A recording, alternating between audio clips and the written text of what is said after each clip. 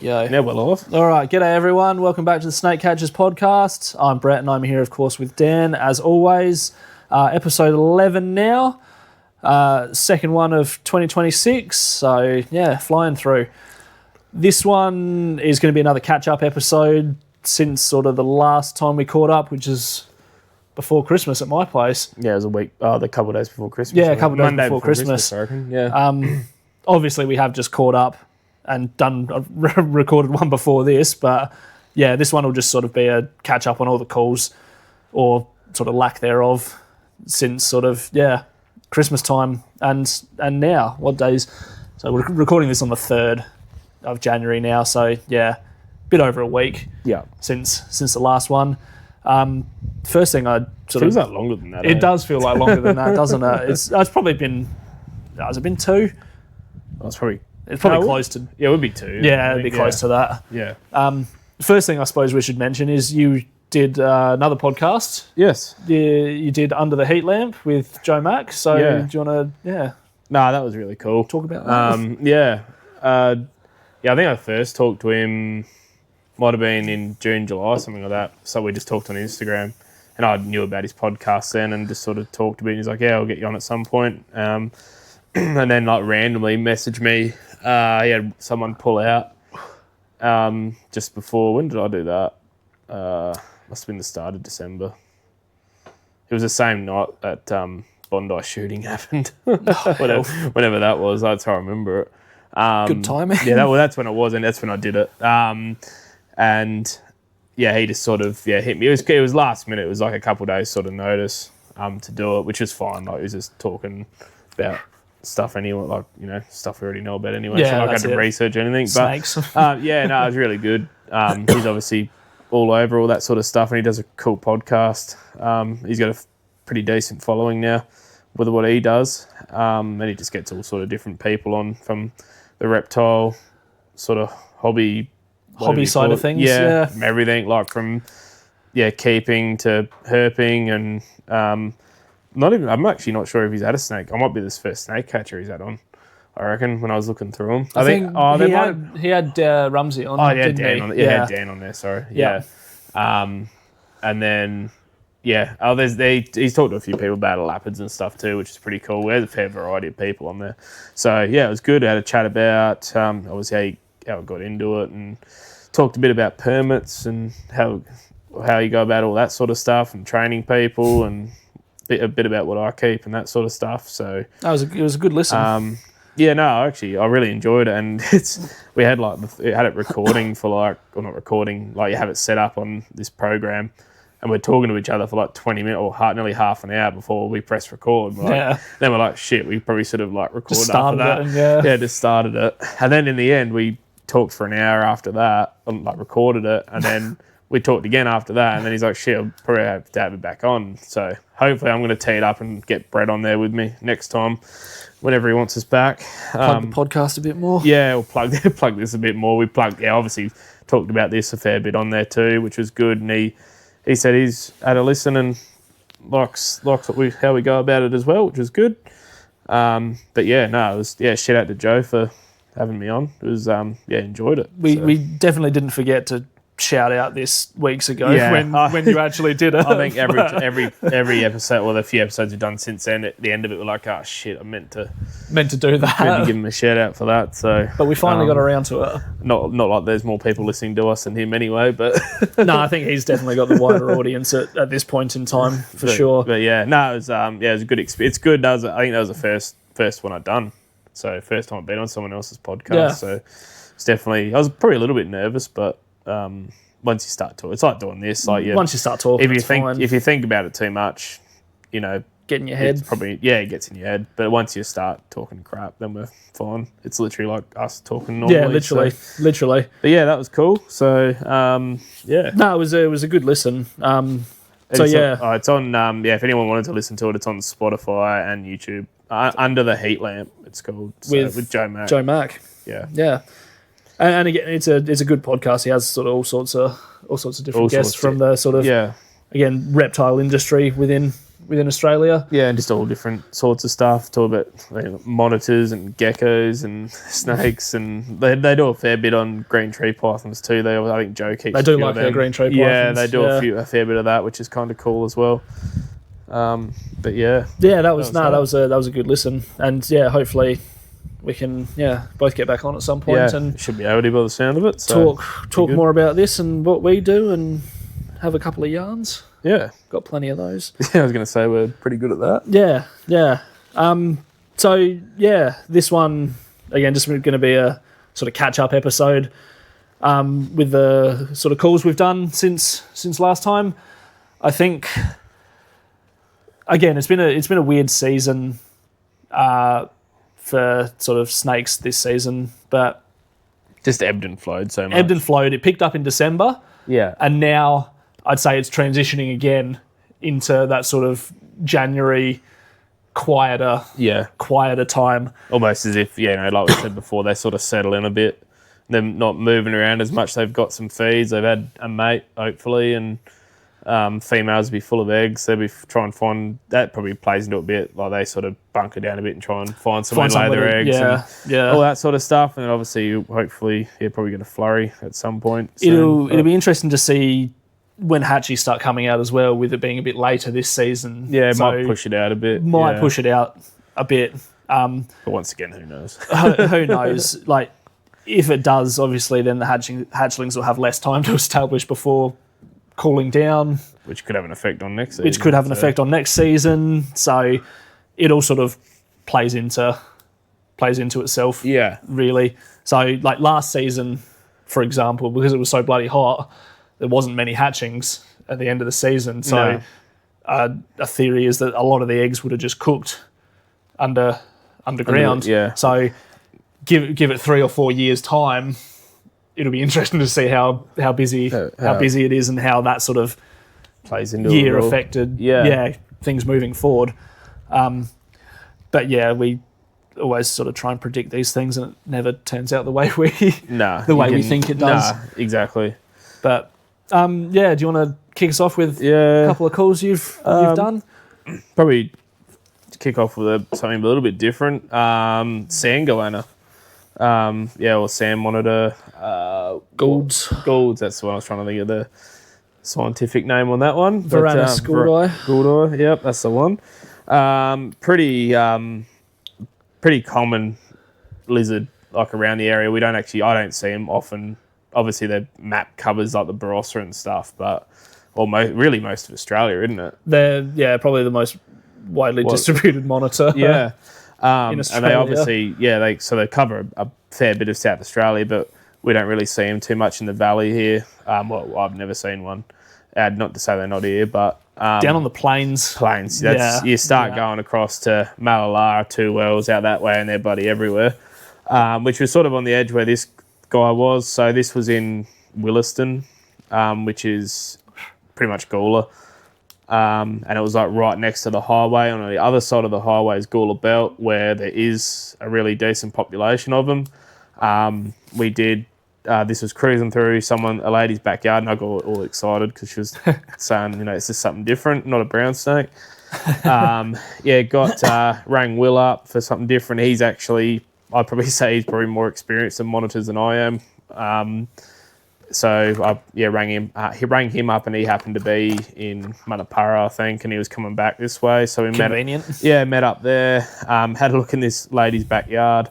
Obviously wasn't there when we got there, and I was like, oh, that's a bit shit. Got all excited, and she's like, oh, it couldn't have gone far. And like the way the yard was, it really couldn't have got out, I wouldn't have thought. But once again, I just had one of those, the amount of times that happens, you just have a little feeling. Like we looked around, we even went out the front, started looking up trees, and even though they're not real, they can climb, but they're not really known as much for them more little bit more terrestrial. More terrestrial if they need to go up a tree. They obviously can, So we're out the front looking up trees and or looking in neighbours' backyards and front yards and that sort of thing. And then we'll do another loop around the backyard as you do. And I was literally walking around the side and I heard it. I'm like, ooh, that sounds monitory. And then looked over the neighbour's yard, and he was like literally just over the fence, and he just, one of those moments where you just look at each other, like, how the hell am I gonna get you? And then like Will just jumped. He's just like, I'll jump the fence. I'm like, maybe just not just yet, because the way he's looking at us, and if he jumped the fence, obviously would have taken off the other way. Gone. So I'm like, you stay there, you watch it, and I went next door and we talked to the neighbour. I think this customer had already talked to them and she let us through, and I sort of came up behind it. And sort of got him to go into the corner, and then Will jumped the fence coming back the other way and missed it. No, I'm not surprised with Sandy's. Yeah, and it wasn't that warm. I think this is Boxing Day. Yes. So it wasn't actually that warm. So I'm like, I might have a chance. But no, he only just missed him though. And then he went between the shed and the fence and this weird little thing that this dude had set up with his carport. So we'll go and I think for half an hour, we're going back and forth. This lizard would come out, go back in. We'd have a few shots at him. And then we worked out he could get in. He couldn't get out of the yard, but he could go back into the carport. And eventually, we got him out, and Will grabbed him. He actually pinned him. I didn't really get it on the video that well, but he pinned him. I think he ended up just pinning, lucky it wasn't a lacy. He probably would have done it that way anyway, but pinned him with his foot. He's in amongst all these tools and stuff. And he sort of just pinned his foot, and he's like, I'm like, have you got him? And he's like, yeah, kinda. His head's right there. So I just had to take the torch from him so he could free up a hand, but he sort of had his hand there, and the head was right there, and I could see his head right there. And he didn't try to nibble. Lucky. But then he re-gripped and then got him, and Will was bloody over the moon about it. As you would have been. It's not every day you get called out for a bloody Sandy. Yeah, and it was a cool little animal. We did do a few checks just to make sure, because there wasn't a pet. We did as much checks as we could on it to make sure. And the way it acted, it was pretty wild how it was carrying on. Didn't have too many. I don't think it had much scarring on it at all, which was probably that's the only thing that made us think. But it potentially. But then you start once Will restrained it, and he's sort of trying to touch it under the neck and stuff to see how it reacted. It's sort of freaking out. Yeah, it sort of open. Oh, it didn't a little bit, but it sort of started opening mouth, the gaping and stuff, and So we held on to him for 24 hours or something like that, and I did a few posts in the community chats and stuff, and got a bit of bite back from people, but nothing to suggest that it was anyone's. Yeah. And then there's a couple obviously spots right there where it would have come from, and he just got a little bit lost. Then had a cool time. Actually enjoyed it a little bit, going scoping out some area for him. Yep. After made a bit of a video of it on YouTube, on Facebook, just going through a little stretch of vegetation across the highway there, and found him a little burrow, and got him in there. So it was a positive outcome from that, and something a little bit different. Yeah, that's a good one to get. I think Goanna's probably the closest that they come to where I am, because they're not in the hills. Yeah. I have had people out at sort of out Parawira, sort of Goanna goldfields or Barossa goldfields. Yeah, like Sandy Creek and stuff. Say that they've seen him out there. A couple sort of quite close to Williamstown as well. Actually, I reckon I've seen one out at. I haven't seen them out there, but I think I've had more than one person say that they've had them. Yeah, which would make sense with big conservation. Area, but it's funny obviously the broad amount of habitat they live in. Yeah. They'll go from there to Malalaris is freaking nothing paddocks, and there are shitloads of them. I guess being a burrowing species, terrestrial they burrowing, can live wherever kind of thing. Yeah, absolutely. But I'm yet to get a call for a Sandy. might happen. To be honest, I don't really want too many unless it's contained. Yeah, because you don't want to be if that was another 5 or 6 degrees warmer, it would have been even more of a pain in the ass. You almost wouldn't have bothered. Nah, just open a gate and hope it goes out. Yeah, because they can. It'd be overheat pretty quickly when they're running around. That too, that. Yeah, and stress them out too much. Yeah, Sandy's are good for doing that. Yeah, but no, cool little catch. Yeah, something different for sure. I honestly haven't had heaps since the last time we recorded. Like we said, it's sort of going into that lull Yeah. period. One I did for you out at Springton was probably one of the first ones I did. I just happened to be driving. What was I doing? I just dropped Amelia off in Goanna for something. I'd gone to Newry to get bugs, and then I'd come back via Williamstown. Yeah. And I was just on the other side of Williamstown when you called me Yeah. for Springton, so I was pretty close, Yeah. luckily. And this was Eastern brown snake that was just in someone's backyard. It was, what time was it? 11 in the morning. I think it had just sort of started to warm up a bit Yeah. then. And this fella was literally under sort of a sleeper, like that. Just poking his head in and out, sort of potentially looking to take off somewhere. And again, I got there pretty quickly, so I was only 20 minutes, if that, away. And yeah, sure enough, when I got there, he had his head poking out, so I knew he was still in there. Yeah. And it was a pretty simple catch. Literally, just lifted the sleeper up, and I was able to tail him. Try and make a run for it, or he moved off a little bit, but he didn't seem overly warm at that stage. Cool. So Yeah. I'd say he was pretty cool still. But he was out before that, and they said they saw him go under there, so he would have come out from somewhere else. Yeah. And potentially, gone under there. Another sort of quite not emaciated, but he was definitely on the skinnier side. So obviously must have had a pretty rough trot coming out of brumation. Yeah. Or coming out of spring, I suppose, even though we didn't really have a spring. Yeah, exactly. But again, situations like that, there could be so many factors at play. But I mean, Springton, in the suburbs, there's going to be, you'd think, plenty of food around for him. But yeah, I caught him. It was a fairly easy one, and just took him up the road to a nice big rock pile that I found just out of town, and let him go. So yeah, hopefully, he can find a bit of a feed. Yeah, hopefully. Sort of, now that it's had some nicer weather. Yeah. But again, like situations like that, when they're sort of thin like that, there could be all sorts of factors. Oh, there could be something wrong with him. Yeah, it could be sick, could have parasites. Well, most of them wild ones that have parasites. But lots of different factors that sort of come into play. Yeah. For that sort of thing. So yeah, that was probably the first catch I had since the last catch up. Nice. I think one I had after, was that the same? Actually, I think that was the same night. I mean, the same day. I think this is Boxing Day too. Yep. Out at Colin Grove Homestead, which is on the way out of Anguston towards Eden Valley. Yeah, okay. That's probably like 5 minutes out of Anguston. It's like a pretty famous homestead out there. Yeah.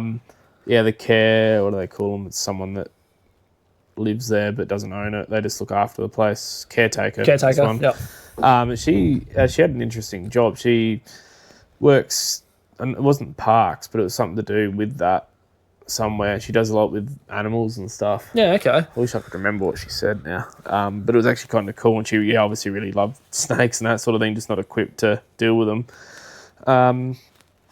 This one was just in like the corner, like there's like a shed, and then there's like a little lean-to on the front of the shed, and in the corner there was just some bales of wool, sheep wool there.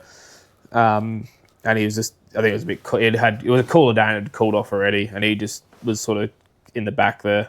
Just behind that.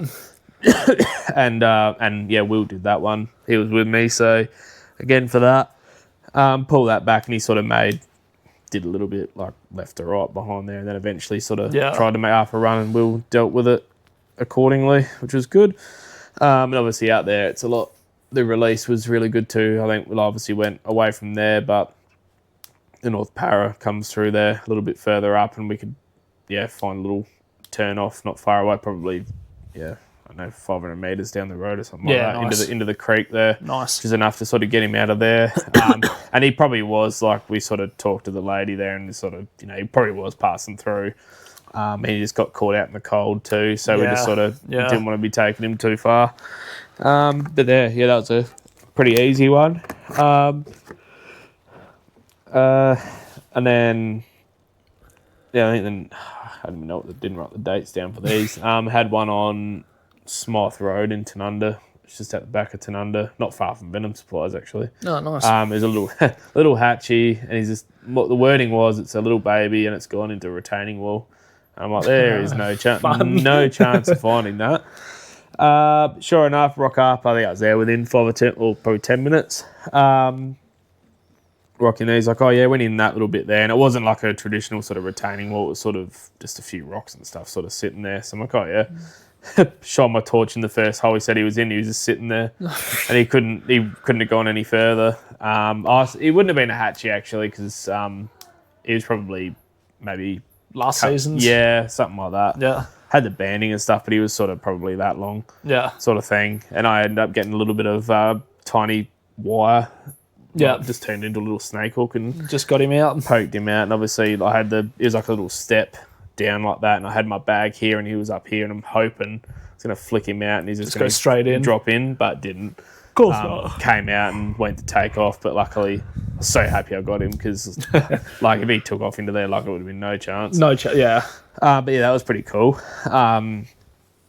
Once again, that was already on the outskirts of town, so relocation there was pretty straightforward, which is nice. Yeah, that's always good. When you can, know of a good spot that's relatively. Once again, being local and stuff too, you sort of know you the learn ins and that outs of stuff. a lot of stuff too. Yeah. Be the same where you are. Yeah, for sure. I'd say it's probably a little easier where I am in the hills. More scrub. Yeah, it's a lot scrub. I'd say just up where I am, because obviously, I mean, there's not heaps of development sort of in the Barossa either, but it's just a lot of flat ground with lots of vineyards. Yeah, so, pretty much, yeah. Yeah. So I'd say it's probably, slightly easier where I am. There's not as much development down that end of the hills either. No, compared to sort of the Mount Barker end. Yeah, it's just nuts. Which is like Goanna, I suppose. Yeah, it would be the same. Yeah. I feel like it'd probably be a pain in the arse to relocate down that end. Yeah, absolutely. And we've said that Goanna's getting like that. Now you've got to, be really picky about where you relocate them. Luckily, there's still a few good spots that haven't been developed.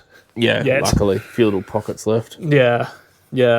So another couple that I did, I ended up doing 2 at the same place, 2 days apart. Oh, yeah. One of them was after that 40-degree day in the evening. Yeah. And I'd got a call before that down on the plains that I was probably 35, 40 minutes away from. And I said, look, I'll pass you on a couple of numbers, and, there's someone closer, so give them a try and see if they can help you out. And literally 10 minutes later, I got this other one, which was 10 minutes up the road. Yeah, right. So I went out to that one, which is when... Did I speak to you first, or... I feel like you... Did you...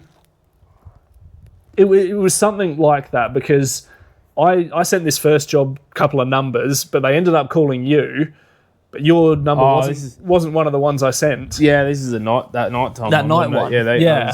Yeah. That was the next. Yeah, that was that one. An Anglevale there. Yeah. Yeah. So yeah, I didn't send them your number because I sent them people in the northern suburbs who were a bit closer. Yeah. And they ended up calling you anyway. Yeah, I think they said... I asked them about it once we caught it. I'll talk about the catch in a minute. But, they said they obviously rang you, and then I'm like, yeah, well, me and Brett pretty much work together. So I'm like, I know Brett. And then they said they tried to ring the three other people.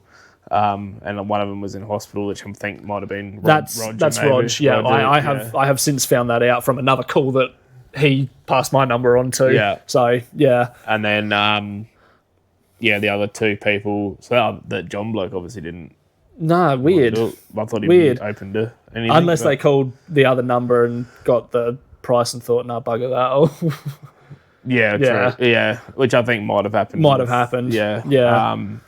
But they told me they couldn't get a hold of 3 other people, and then they rang me, which was funny because there's another person that would have been interested in doing that, and he didn't get a phone call out of that. Yeah, no, which is fantastic. Which is absolutely hilarious. we don't want him getting calls. I mean, yeah, it turns out it only takes me 25. I actually thought it was further away, and then as I was leaving, I would have thought it'd be further away from here. As I was leaving, I said to the missus, I'm going to go to Anglevale. I'm like, well, what is that, like 40 minutes? She's like, nah, it's only like 20, 25. I'm like, oh, really? So maybe I could do more call-outs out there. Because you just go straight down the highway. It was literally like 20, 25. Yeah. It was just on the turn off to Bunnings, Manapara West. Yeah, okay. And then into the housing estate there. That's not too bad at all, really. No, it was straightforward. Yeah. Really, again, it's 35 to 40 from my place, but I'm coming through the back way through the northern suburbs. Yeah. Weaving through. Yeah. Whereas you're just on one road and you're pretty literally like well there. My house to the highway, and then you don't stop until you're there. Yeah. So yeah, you ended up getting that one. I went out to this other. Yeah, because we called each other then, because I wasn't sure if it was something funny was going on. Yeah. And then we sort of made that connection. So I went out to this other call that I got, which I got about 10 minutes after this first one came through. Which again, it was a 40-degree day that day, and it was a snake inside, which isn't surprising on days like that. So I went out to that one. Again, he was in the sort of lounge area just behind a cabinet, so it was a fairly easy catch. The bloke was watching it, which was always good. He got the dogs and everything out of the room. He was keeping an eye on it. Yeah. So yeah, that was a fairly straightforward one. And then I ended up going back to the same place 2 days later during the day for another snake that had got inside that was under the fridge. Is that because you let that one go out the front door? No, I don't do that. And he called me back and he's like, oh, how far did you take it? I'm like, I took it pretty far. I took it within the limits of where we can take it, but it wouldn't have been realistic for it to be the same snake. No, and it wasn't, because I got this second one out from under the fridge and it was missing that much of its tail. So at least you can show to him that it wasn't. Yeah. It definitely wasn't the same snake. But yeah, 2 from the same property, 2 days apart, both inside. Yeah. So yeah, that was a bit sort of... It's pretty weird, actually. Bit unusual. Especially when it's proven that it's not the same snake. Yeah, literally, definitely wasn't the same snake. So whether that one had gone inside on the hot day as well and just went undetected, or whether it was the middle of the day when I got this second one. It was probably about 30 degrees. It wasn't too hot, wasn't cool, so it could have just been moving around and gone in. Yeah. But where this bloke was, Yadalunga, I'd been out to a couple of houses like around his before, but you've got to turn off the main road and just go down a heap of dirt tracks to get to his place. And he's right on the sort of peak of a hill, and his is literally the only place there, so there's nothing really else around him. Yeah. So, yeah, it's sort of, weird. But he has lots of, like, chickens and stuff like that, so I'm not surprised that... They come in. Like, it would just be the refuge on top of the hill. Yeah. But he was pointing out to me, like, down in the valley, the South Para that runs to Goanna, and then we were looking at the conservation park from his place, which was pretty cool. Yeah. It wasn't actually too far from there, which is nice. Yeah, it's always good. So, yeah, the river's there, and we would have just come up from the river looking for a feed probably. Yeah. But yeah, interesting to sort of have 2 in 2 days. And it's almost a similar situation and 2 different snakes. Yeah, and they're literally the same size as well. Yeah. It's just this second one is like, no, it's not the same one. He's missing that much of his tail. At least it'd be good to prove that. I'm off the hook. No pun intended. No pun intended. But he did say as well, if you just want to take it down the river, just go down this track and you can release it down there. It's a bit of a, well, not a bit of a hike, but you got a 4-wheel drive, you can get down there. I'm like, oh yeah, that's good. I didn't end up doing that because I thought, I know exactly what will happen. I'll get down the bottom, I'll get another call, and I'll have to bloody rush to try and get back up. Yeah. And like getting into this property, that half the drive was getting into this property because there were 3 gates to open on the way in, the bloody long driveway. So I thought, I'll take it to the spot that I know that's still a good spot, that's, more accessible, sort of thing. But nah, good to sort of still have that offer. Yeah, it's always to nice. Take it down there. Yeah, you get that. I seem to get that a fair bit in rural areas where they get them inside. Like, obviously, if they're outside, they just let them go normally. Yeah. So it's only when they're inside, they obviously don't want them inside. And I've had it quite a few times. They're just like, oh, you just take it over there. Or they just don't want it in the house. They literally, like, I think last season I had a little baby red belly, and the lady literally walked me down to the creek. Yeah, nice. And said, oh, yeah, this is where I see, like, the reds and stuff down here. And she just let it go here. like literally on their property again. She just obviously just didn't want it in her washing basket. That's fair enough.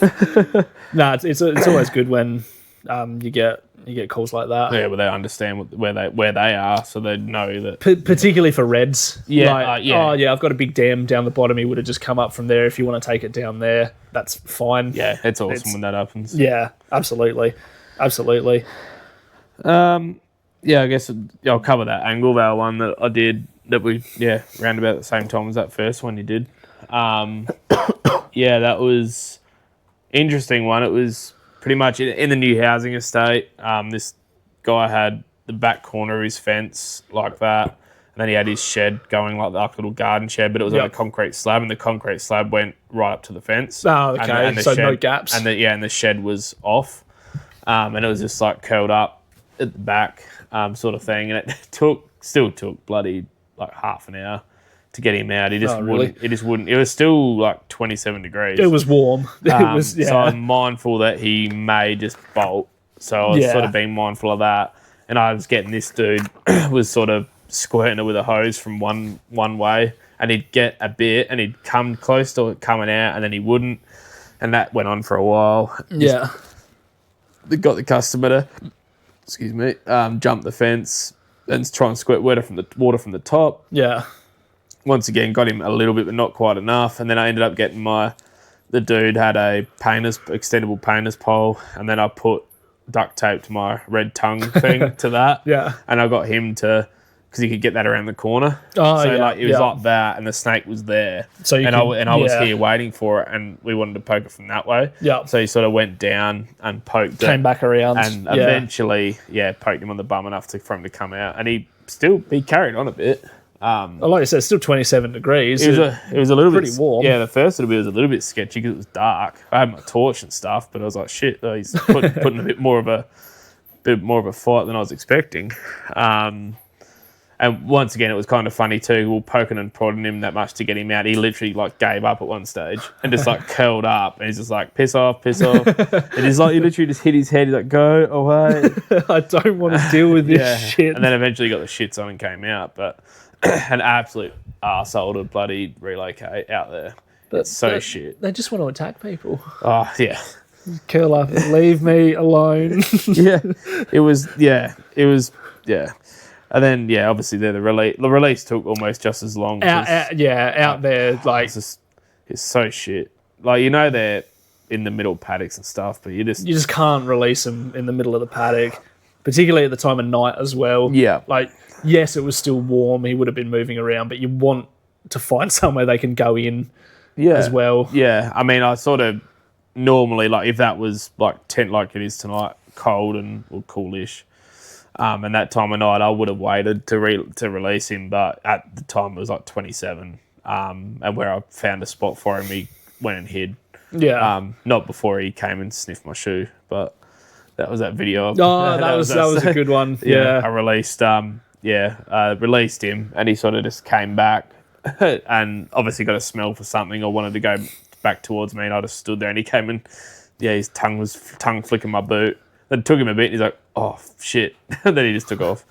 And then like sort of just followed him a bit with the torch and made sure he got into a spot, which was good. But he attacked you. I swear he attacked you. And like that video got viewed. I think they got... It got a few, didn't it? I think I knew it would too. Like, got like... You know what sort of gets the reactions. And I think it got like 200,000 views or something, and it sort of... Most of the comments on there were pretty good. You're always going to get the odd dickhead on there, but most of it was pretty good. But that's all right. Bring the Muppets out. He's still, yeah. It's all engagement. Yeah, that's it. Feed the algorithm. Yeah. So with that first one, I did the same night. I held him till the morning when it was a bit cooler. Because again, mainly because I was 10 minutes away. Yeah. From where I, where I am. So, yeah, I just went out the next morning and released him, and yeah, he had a good spot. He went straight into a tree hollow stump. So yeah, nice. Yeah, he can find his way. So that was good. Honestly, there hasn't been that many more catches. I've done a few jobs, but you don't really want to talk about the jobs where you don't catch a snake. Yeah. I suppose it was interesting today. I did two, sort of one after the other, and just down in Modbury, in the suburbs again, but they were near some creek that goes through. Got called out to the first one, snake in a backyard. Again, this was in the middle of the day, so it was warm. So I kind of in a way, I kind of don't like those calls. Like, as soon as someone rings and they say, "I got a snake in my backyard," I'm like, you like it when they say, "Oh, it's crawled into something," or "I got a snake that's like, obviously not cruising through." Like, a lot of the time, you're just like, it's not the highest likelihood, especially when someone just rings and says they got a snake in the backyard. And we always let them know that as well. Yeah. And they're like, "Oh, can you still come out?" I'm like, "Okay." Yeah. Give them the choice, yeah. Yeah, I can still come out. And I did. And sure enough, the snake wasn't there. Yeah. Shock. But again, I had a good look around to make sure. Again, very clean, tidy backyard. There wasn't heaps of places, huge gaps in the fence. And you'll find that they're the people that apologise the most. Yeah. Like, you rock up to the people, like, the yards immaculate, like, "Oh, sorry about the mess." Like, mate. Well, going on that, there was gaps in the fence, which I sort of worked out was the most likely spot the snake went. And then I looked next door and I'm like, yeah, wow, that's where he's gone. There's shit everywhere. Like tin on the ground, piles of rubbish. It's like, yeah, literally. Yeah. Perfect. Like, okay, that's probably the most likely spot he's gone. And again, like, obviously didn't find him in the yard I went to. As I was wrapping up, I got a call. Excuse me. Another call. They said, "Oh, we're just in Modbury. We're just seeing a snake in the front yard." I'm like, okay, that's weird. And it turned out that this next call was 250 metres down the road from where I was. Yeah. I'm like, yeah, we've seen a snake in the front yard.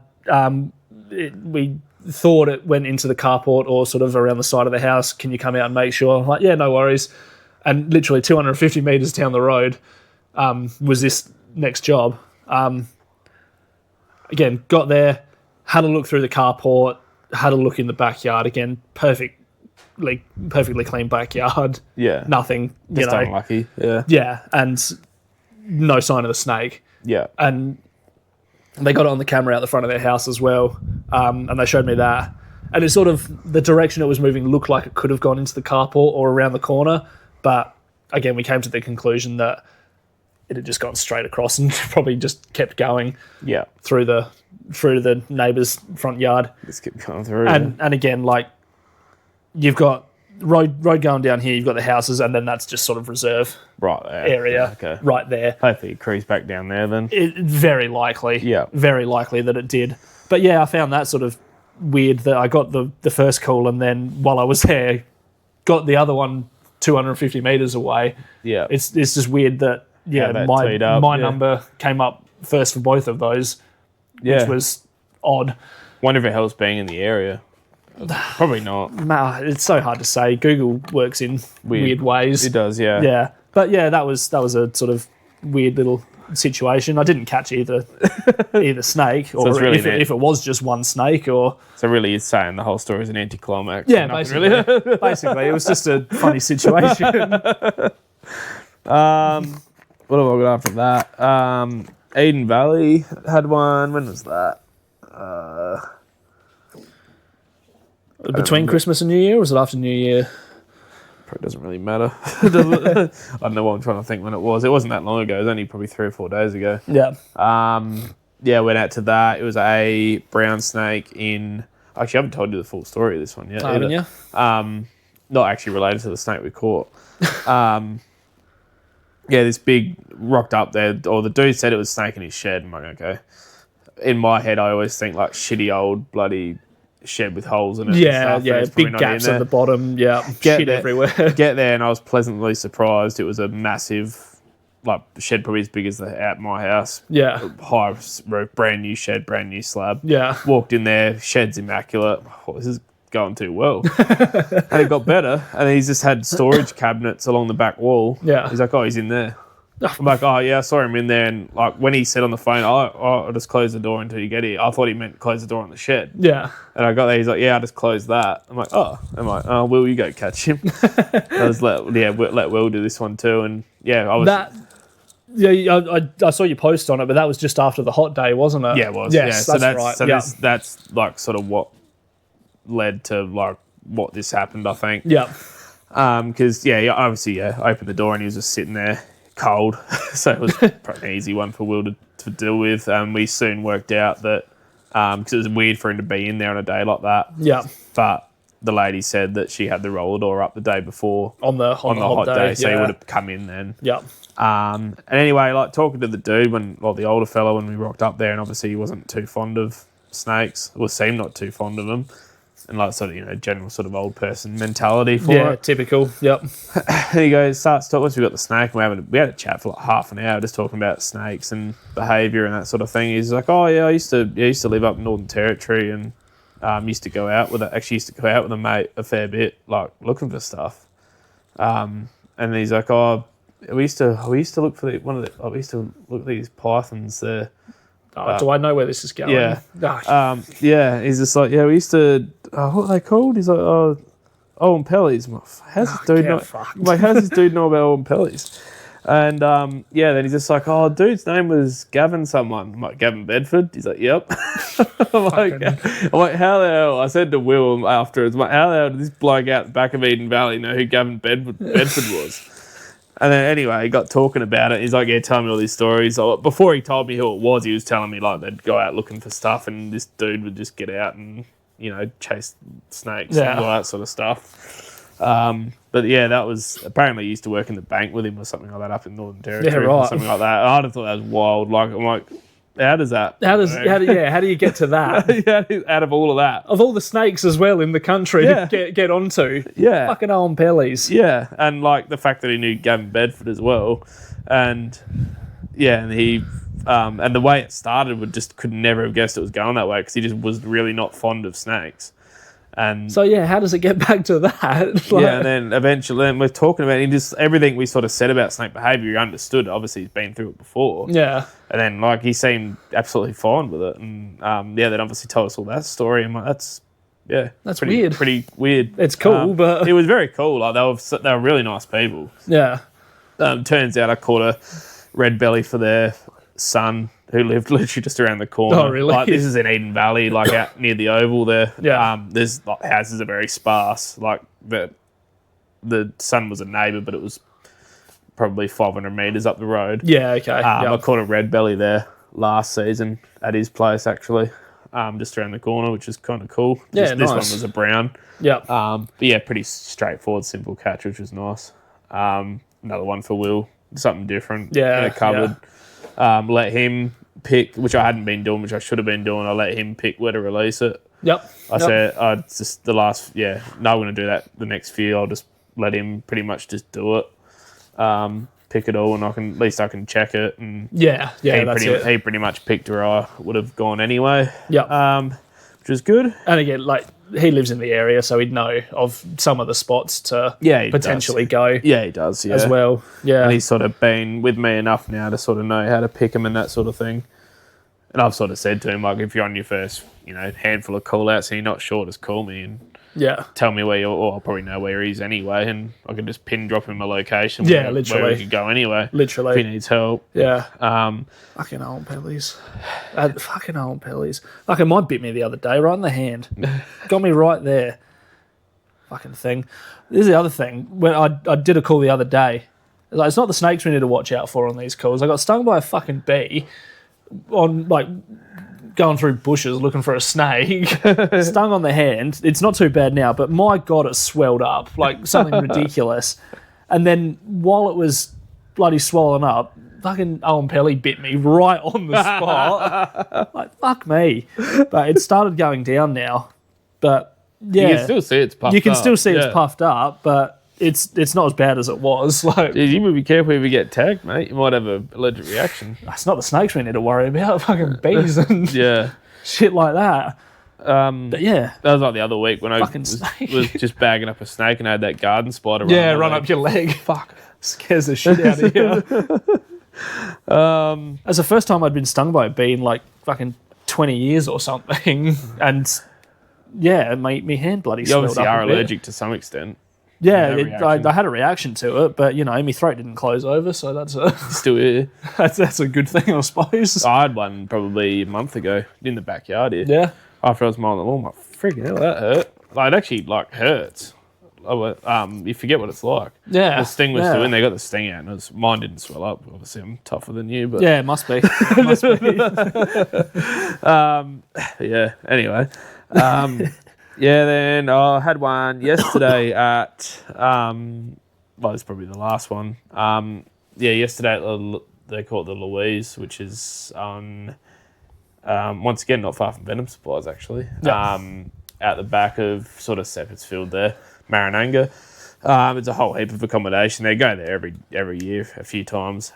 Funnily enough, it's always small snakes. Yeah, right. I've never caught an adult there. Yeah, okay. It's always been either hatchies and they're always between. They got all these little villas connected to each other, and they got Yeah. these shitty little outdoor areas where they've got like walls that don't go all the way to the ground. Yeah, okay. They're like timber walls cladded with something, and the snakes seem to go under them all the time. So you okay. into like each villa, they managed to find a way under, and that's what this guy did. I got there, and the two maintenance dudes were watching it. They were watching the bush area where they thought it was. Anyway, I got in there and I actually saw it straight up. I'm like, oh, there he is, and got my buddy hand through my bag for it because he was that big. Yeah, small. Yeah. Went to grab him and bloody prick went under the wall into the bush on the other side. Luckily, the dude was on the other side watching that bush. Next 10 minutes, like no sign of it at all. I'm like, he couldn't have gone far. I literally jumped on the bush, like when he went in there, because it was like a little thing like that. I just jumped on it and just started going like that, and just rattling the shit out of it to get him to come out. Didn't come out. 10 minutes. I'm like, shit, where did this? He's snuck out like somewhere. Yeah. Then all of a sudden, once again, you go to go. Oh, there he is, and he went from that to he went to go back under the way he came. Yeah. And just left his tail sitting out. He obviously couldn't get through, and he's just sitting there. Go to all that effort to try and hide, and then just leave your tail. Yeah, there. and then grabbed him with the bag. Might mention it here, is sort of. I don't say these bags that no one says these bags are bite proof that I use. I get them from Primal Snake Bags on the Gold Coast there. Rob makes these awesome bags, and he double stitches, double layers the bottom third sort of thing. So the idea was to use them, which the guys up in Queensland were doing, pretty much putting your hand through the bag, grabbing the snake and then pulling your hand back through. Just a bit of a safer way to do it. Once again, I'd not saying it's completely foolproof, but the way that you sort of grab them makes a difference too. So you're sort of grabbing them with a bunch of fabric there too, plus they're double layered, and you're grabbing a baby. Yeah. So the likelihood of a fang of a snake that big getting through 2 layers, and plus the layers are scrunched up, it's really it's a lot safe in my eyes. It's a lot safer than tailing a little thing. Oh yeah, so, for sure. Have you tried it with a bigger one or not yet? The biggest one we did was with. Will actually did it, that mousetrap one. Oh, yes. So we pretty much, and I thought it was the safest thing you could have done, really. The only other thing we maybe could have done is, I don't know which other way we could have done it, really. We pretty much, Will put his hand through, the snake was a bit big, it was probably that big. Yeah. And he grabbed it, tailed it with the bag. And then pulled it through. And then while he had it by the tail, I sort of fucked around with a mousetrap. Released it. And as soon as because it was only just nipped on there. Yeah. As soon as it released, the wheel just went straight back bag. through. Yeah, so that's probably the biggest one. I don't use that method too often. It's really I bought these bags for that. For the hatchies, really. Here's what I bought it for, because I was trying to find a method, a safer method to do it, because I got caught out sort of last season or the season before. I did 5 or 6 hatchies in a day, And the last one I did at one of the schools, and I just should have. Isn't an open area, and I should have flicked him in. Yeah. And I literally went to tail him, and he flicked back over and landed on my hand. Yeah. I'm like, you idiot. So I wanted a bit of a safer way to go about it instead of having to tail hatches all the time. Yeah, no. I mean, in open areas, you can just flick them in, but like in areas where you need to go for a tail, like it's just hand through the bag and just grab a whole heap of it. And just get it in. Yeah. Yeah. Yeah. Which is like, gloves are shit. Like you can't feel anything with gloves. Nah. At least with the bag, you can actually got some dexterity. And you handful of it. You can actually get a hand. You can control it a lot better. Yeah. Sort of thing. So where like a big bulky glove. Yeah. Shit. Yeah. But yeah, that was that, and that was once again out of town too. So relocating that was really nice as well. That's not too bad. Yeah, that's all right. Yeah. Yeah, that was pretty much a wrap for all the interesting ones anyway. I reckon I've spoken about everything that I've done. Like we said, it's going into that time where it, warmer weather, they're starting to settle down a bit. Yeah. So they're not going to be on the move as much. We're going to see that a bit this week as well. Yeah. We're going to have like 4 days of 40. Yeah, so we'll see what happens there. So probably some late nights. I'd expect a few night calls those days for sure. Inside, that sort of stuff. Yeah, yeah. And I guess the other thing is like us saying it's sort of slowing down is we only deal with like 2 species down here too, like generally speaking. Yeah. Like you go up in Queensland and like if the browns aren't going, something else would be going. Like the carpets would be going. The carpets, the common trees, the brown trees, the red bellies. Like something's going at one point. Like down here when the browns or the reds aren't going, then nothing's going. Else. There's nothing going. Yeah. Unless you get a random fucking sand goanna. Like you did. Yeah. I'm surprised you haven't had any blueies. Oh, fuck, there was a period there where I had fucking heaps of them. It's been a while since I've had a bluey. Yeah. But again. Yeah. Oh no. It happens. We're at only 52 if you want to wrap it up. Yeah, I reckon we can wrap it up there. Probably don't need to start another topic just yet. Save it for another episode. Yeah. I reckon. But again, had a good catch up on sort of everything that's happened since the last catch up, which was before Christmas.